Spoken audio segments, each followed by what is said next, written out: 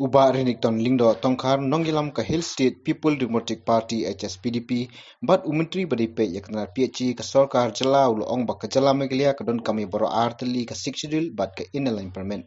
Dangsian kumbala kam da kinongilam ka BJP bau Amit Shah Menteri Kampoyeng ka Sarkar India ha ka jigidu bat ki ha nong ba sulong lodep ong ba ka syong ha ka Jala Meglia banjit la ka don kam ya ka ILP ne ka siksidil.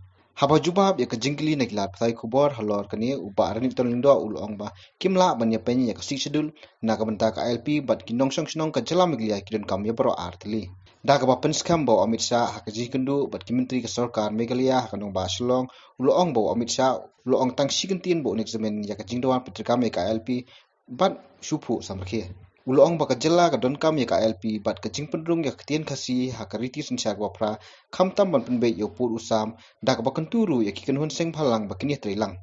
I think people of Meghalaya need both.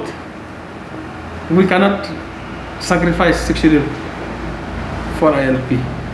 So let 6 schedule remain and we need also ILP.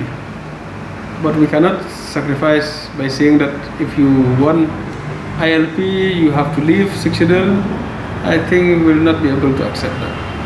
Yeah, of course, that examinatory, yes. You always say that just as one word will examine.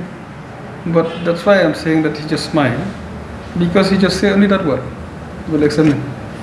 So that is the only thing that of course we expect that he should say more, but because from his words we can understand, but he's not saying more. It is difficult to understand. He just smiled, as I told. So of course everything is important. ILP is important.